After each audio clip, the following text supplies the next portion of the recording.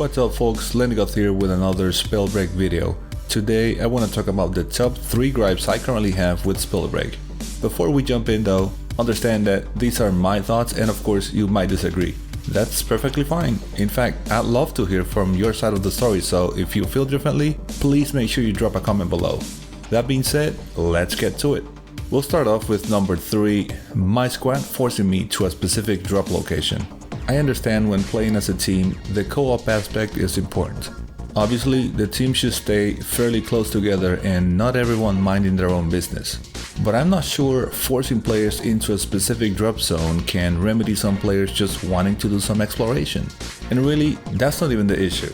An issue could be a squad forcing an experienced player to a drop zone they are maybe trying to avoid, or just wanting to drop somewhere because of a particular reason, like being on higher ground or being closer to one or more mana vaults or something else entirely. Now, I'm not a pro, I'm average at best, so to me this is just a minor annoyance. But yeah, I could see this being a bigger issue for players that actually know what they're doing. Number 2, lightning bolts not jumping to nearby enemies.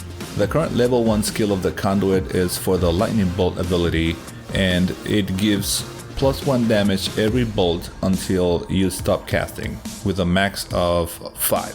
So okay, that sounds alright, but for maximum effect, either you need to keep your target locked in, or at least hit them with the last few attacks.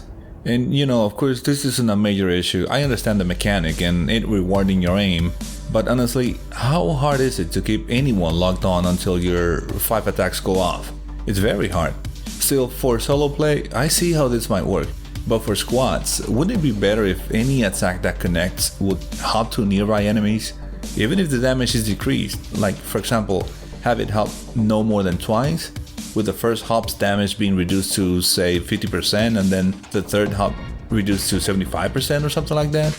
And by the way, isn't this also how lightning or electricity behaves? Also, if attacks from other classes affected only one enemy, then I might understand this being single target only. But most classes can hit multiple targets with their abilities. I don't know, maybe I'm the only one that thinks this way. And finally, number 1, toxic puddles damaging toxicologists. Now this one I have a bigger issue with, and it may just be because toxicologist is the class I've liked the most so far, but regardless, I really think my puddles should not affect me. Notice that I could start dreaming and wish for the puddles to instead heal me, but that may be ridiculous to ask for. I just think as a toxicologist, they might develop some sort of resistance to the puddle effect so that it doesn't hurt them. Consider other classes and their spells. For example, Stone Shapers attack forward and that will never hurt them. Frostborns actually leave a trail of ice, which not only does it not hurt them, they can skate over it, which drastically increases their speed. The Tempest can gain altitude by aiming at the floor and casting the spell. So you see, other classes actually benefit from their attacks, while my attacks hurt me. Pyromancers are sort of on the same boat because the fireball impact can also hurt them. So you know what? If we need to make this fair, then Pyromancers shouldn't be hurt by the fireball's impact either. Another thing I would be fine with is that for enemy toxicologists to also not be affected by my puddles. The attack will deal the normal damage, but make it so that the puddles don't affect them. I'd be fine with that, I'm a reasonable person as you can see. Just please let's make them puddles stop hurting, okay? So those are my 3 gripes with Spellbreak as of September 2020. What do you think about all of this? Does it make sense or am I insane? Maybe you have other things that irritate you a little bit? If so, let's hear you out by submitting a comment. Thanks so much for watching, have a wonderful day, and I'll see you in the next one.